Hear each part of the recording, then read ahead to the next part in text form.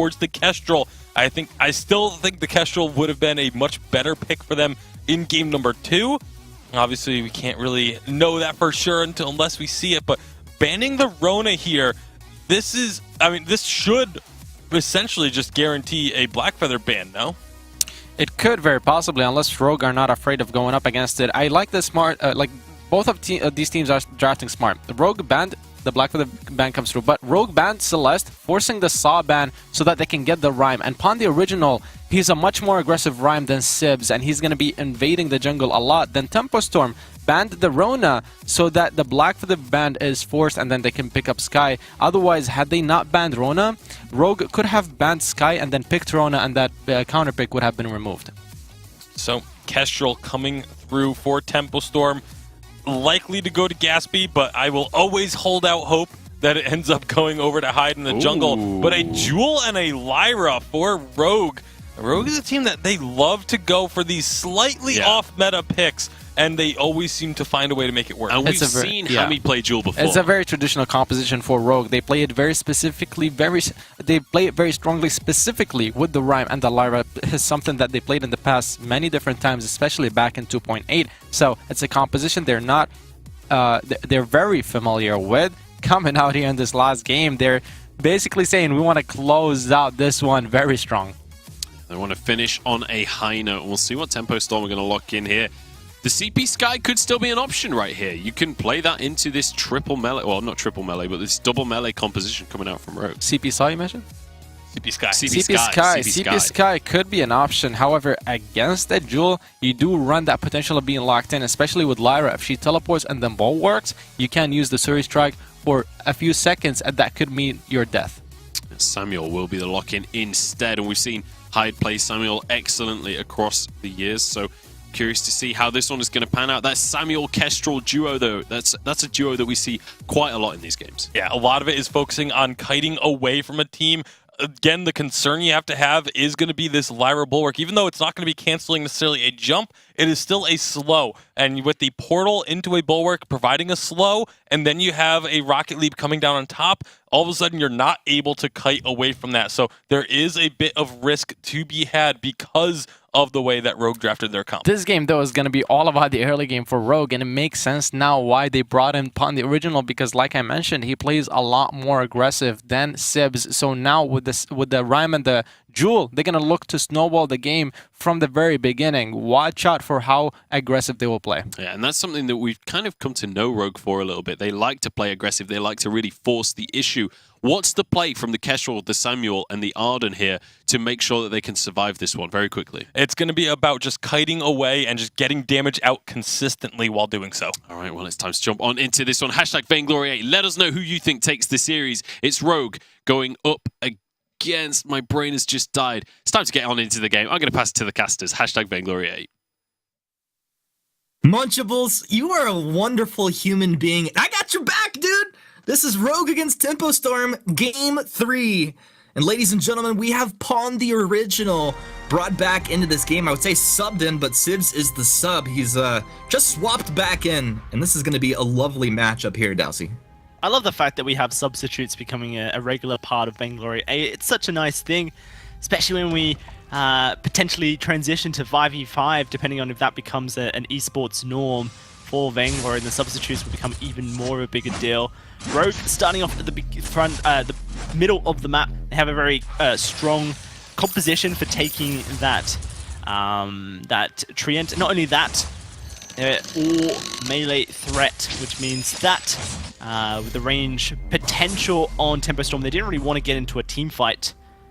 Tempo, how far will they chase this is the question. Looks like they're not going to chase it too far. Going to walk back and do their own thing now. We do see Hyde returning back to a ranged hero. Hyde is very good at ranged junglers. I feel like he plays Reza a bit like he has like range to him. That's kind of his playstyle. He doesn't like to get his hands dirty, be melee. So Samuel far more synergizing with his playstyle. We have a Super Siege coming out of Tempo Storm with the ability to engage and disengage with Gauntlet. Very nice stuff. We'll have to see if they can make it work. Yeah, I'm sure they'll be able to at least land a couple nice engages with Gauntlet and follow up on top. Hyde going for 3 crystal bits right off the bat, no boots there. He's just ready to burst Rogue down. Pawn is just slightly ahead in the jungle clear rotation, so he's able to just solo out the Elder Tree and get his fronts, and he's really not threatened at all, even though Tempo had 2 in the jungle. Yeah, this is the thing about Rhyme, is that he power farms the jungle, just cleans it right on up. Because he's able to clear camps out so quickly, it means he's getting gold quicker and experience quicker. It gives him an advantage in the jungle. Tempo, they're going to recognize that Inquisition isn't winning that jungle. It's more about this turret here, so if they can get some damage onto it, then they are starting their work towards the win. He can body block that damage up, but oh my goodness, that was just chunking through Rogue. And you said it, they have very good siege potential as Gaspy throws a Glimmer Shot the wrong way, just trying to reposition himself there. A lot of times we see the Kestrel Samuel with a Lyra, the 3 range, but I mean, how does Arden kind of switch things up here for this comp? It actually provides a lot of safety for the side of Tempo Storm because of the Gauntlet ability, and especially a double Gauntlet that comes through. Oh, Hyde. Pawn. He's been found out by Pawn. Pawn gets the chill wins, that root to hold him in place, but a Vanguard coming through from Playboy is going to be perfect. Hyde, though, missing his mouse and verdicts and actually almost killing himself there. He will stay alive through that with the regeneration. It's very nice. He's going to think about, he obviously is thinking about recalling, but it looks like he's going to stay around the lane. Playboy moving hard onto Evil. Evil does not have the healing flask. Playboy doesn't want to get under the turret just yet. He's going to pull off the aggression here. Hyde in the Drifting Dark, moving forward, looking for a little splash damage. Sigil comes out from Evil to heal up his teammates. Nice little movement speed boost as well to allow them to reposition. Now Pawn finally rotating up into the lane.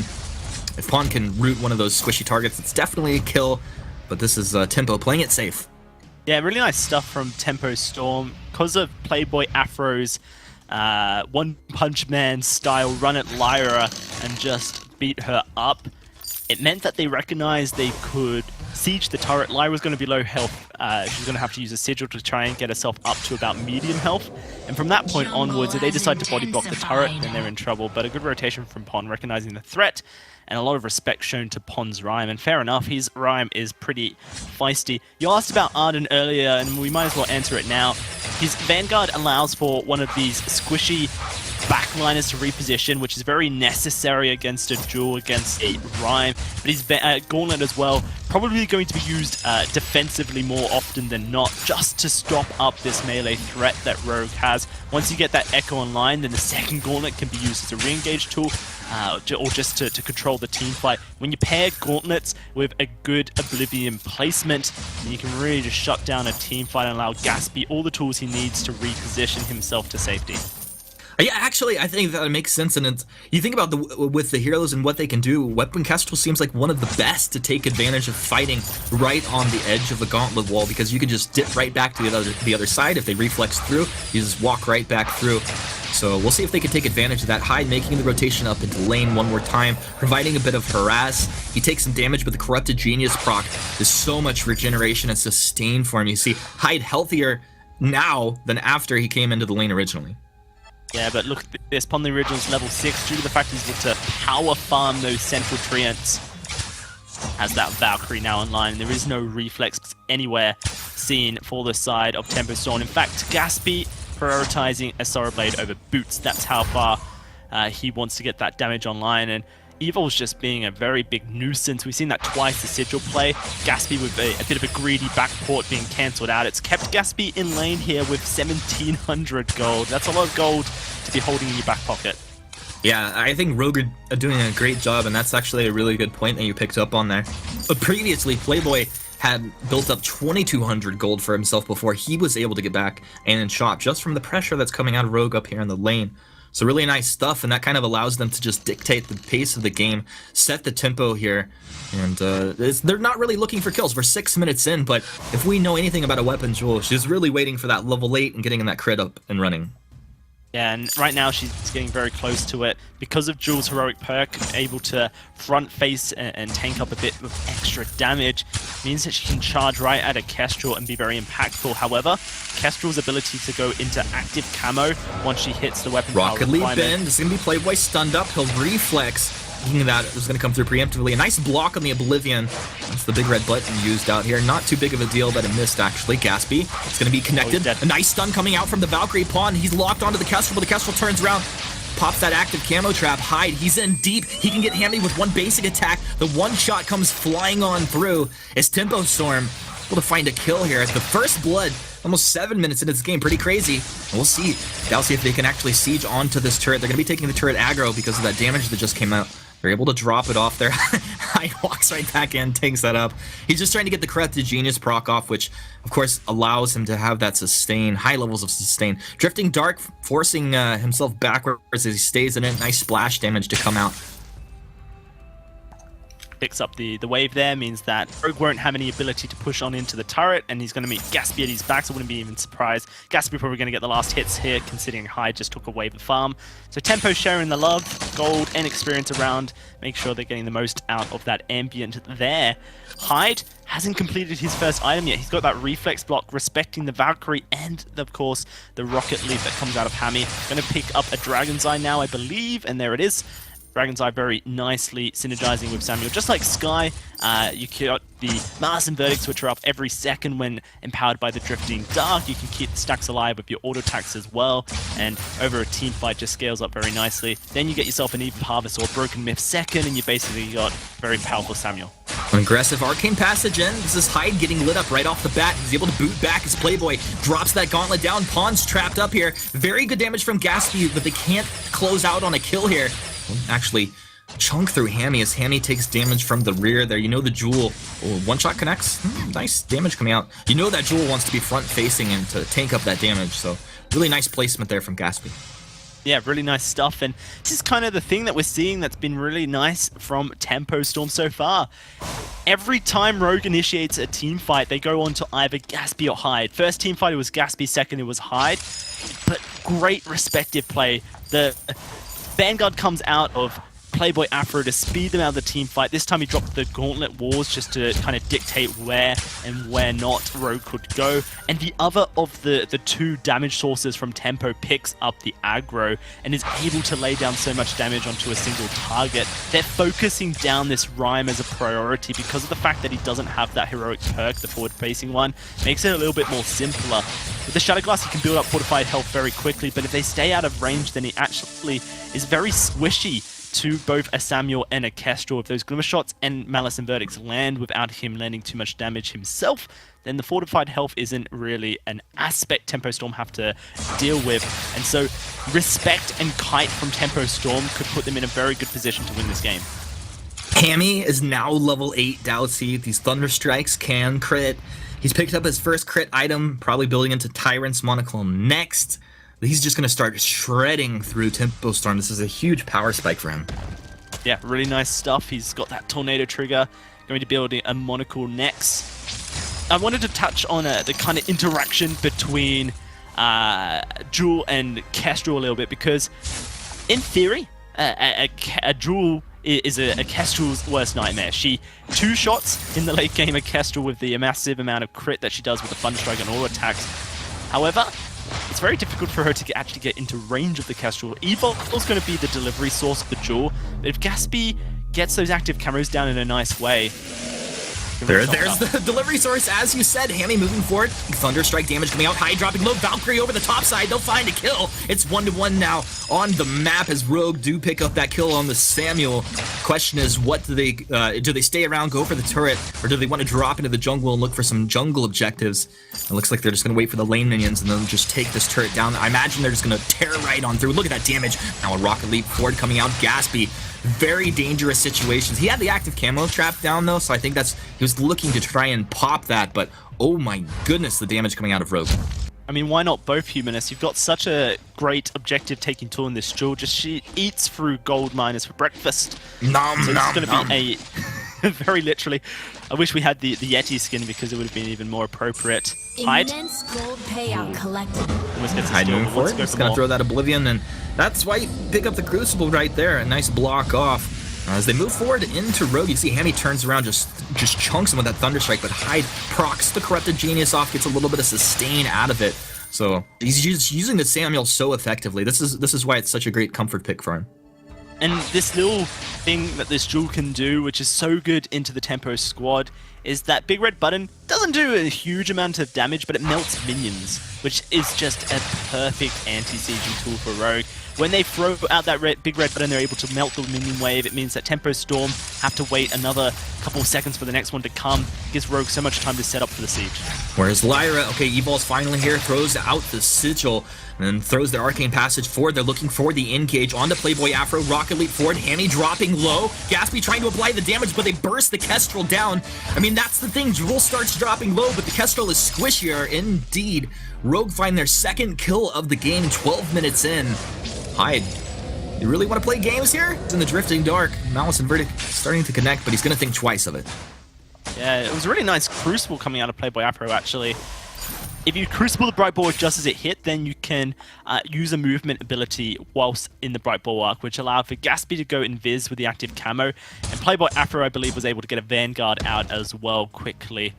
Wasn't quite enough, but, you know, good reflexes. Very well done by Playboy Afro. It just, now they need to get the War Treads online. They've themselves that Journey Boots on Playboy Afro. They've got themselves the Dragon's Heart as well. Next item, War Treads for Playboy Afro, so they can kite on back. They're not kiting back this Jewel, then they're not playing this matchup correctly, and Rogue's going to just steamroll teamfights, take down Hyde or Gatsby very quickly.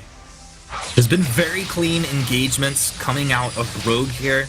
I mean, this is one of the reasons that they're at the top of the overall point standings as far as North America is concerned. They've been playing so incredibly well as a unit. And once again in Game 3 here, we see as soon as the Arcane Passage comes through, they're finding kills. But they trade Crystal Sentry for this Tier 1 turret here, but they have positioning on Tempo Storm. What's the play? Tempo, they're just going to start lighting up the turret, but Arcane Passage forward. They're on to Gatsby. Gatsby should die here any second. Blown up with a big strike turret, stays alive. And now Hyde, he's going to throw Oblivion right down on the top, but blocked off. Matter of time before Hyde goes down. The Healing Flask going to be popped. He'll proc that Corrupted Genius in 1 second here, but Crystal Sentry is starting to get into the mix. Hammy, one more Thunder Strike. Yeah, he'll miss it, but hit it with a basic attack, able to find that kill. That puts Rogue up 4-1. That's so unfortunate for Tempo Storm. I loved the idea. They realized that by committing to the first turret and going for the second one, that they were dead. So they rushed the second tier turret down to try and get themselves a gold advantage out of it, and would have been a very nice play from them. But it's just sitting on a sliver of HP, ready to go for the next time, but the next time's just not this time. It means that there is gold lacking. Playboy Afro needed that gold. He needs to get that Echo online. He's got the War Treads now for the kite. With an Echo, he's going to provide so much ability for his team. These are kind of the checklists on the win conditions of Tempo Storm so that they can kite, Rhyme, and Jewel. There's your War Treads. Tempo moving forward in position. But watch Hammy here. Is Hammy going to Rocket Leap over the wall and just blow somebody up? He's going to Rocket Leap over, but he gets stunned up immediately. Hammy chopped down. He Rocket Leap right into his Hammy. No! Tempo Storm now going to look to chase. Arcane Passage used defensively, I think, the first time of the game here. And Tempo, they're on the chase of Rogue. You're not going to move too deep into the jungle, not against the healthy Rhyme there, but that's a one fight for Tempo Storm. Yeah, Kraken's just spawned as well. Tempo Storm, 9 seconds until that Jewel respawns. You have a Kestrel as well. Oh dear, I think that was an opportunity to take the big beast off the map. They're going to commit to the turret instead. Did they even get the turret? No, from the original says, you shall not pass. Now, Tempo Storm, nothing from that team fight. That's an unfortunate decision. The backports as well are a little bit scary, because if Rogue know that the backports have gone through, then they could have taken the Kraken in an instant with this Jewel. Just missed opportunities for both teams here, but it's even more devastating for Tempo Storm after that team fight win for themselves. Playing aggressive, Playboy Afro with the War Treads offensively. A little bit scary. Really needs that to kite up, but it was a great active camera play once more from Gatsby, and there is no reflex block on Hammy. He's relying on Evo to provide that block for the team, and I think Evo wasn't quite ready for Hammy's hand play. Another team fight is brewing with this gauntlet coming up in just a couple of seconds here. Playboy Afro is still 500 gold away from getting an Echo online, but the Eve of Harvest is there for Hyde, provides him a bit more sustainability. Rogue pushing for this tier 2 turret. Rogue gonna start the fight off. They move on to Gatsby, but a very nice gauntlet right off the back. He'll throw the Vanguard, which cancels off the gauntlet. Gatsby kiting back, finds the stun onto Hemi. Thunderstrike, 671 damage as it comes through. Big red button maybe kills him if Gatsby doesn't dodge out of that one. A nice juke to avoid the damage. But this is gonna mean that Rogue have advantage as Gatsby has to recall home. Rogue immediately get right onto the Kraken, and as you said, this Jewel just tears through objectives, and look how fast they take this Kraken down now. Hyde, I'm pretty sure you don't want to play games here, dude. Get back and have a nice team fight.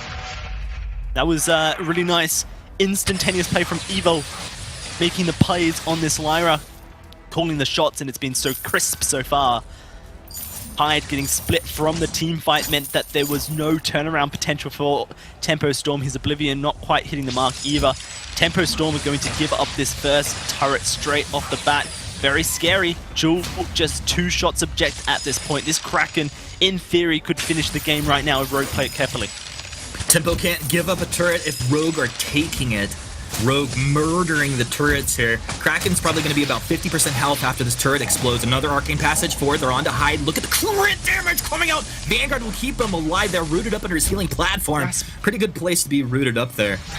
And what's the play here, Dallas? You see Rogue just chunking through, 1 turret remaining. Valkyrie over the top side. Rocket League. Let's see Hyde put into the dirt. Gatsby's doing his best. He doesn't have enough damage to even find kills. He's way more concerned with staying alive, but he can't even stay alive. A triple kill as Hammy just turns all the way up and secures Game 3 for Rogue. They'll move on to the finals here of Week 3. Game 1 was rough, but at least Rogue turned it around. I mean, that shot calling there, Humanist, is what separates top North American teams from the bottom of the pack.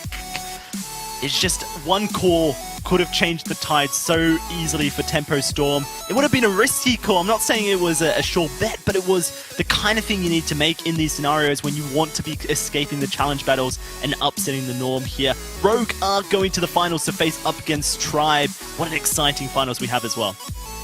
Exciting finals indeed, but at least Tempo did put up a very nice fight. But to break this one down, let us know how Jewel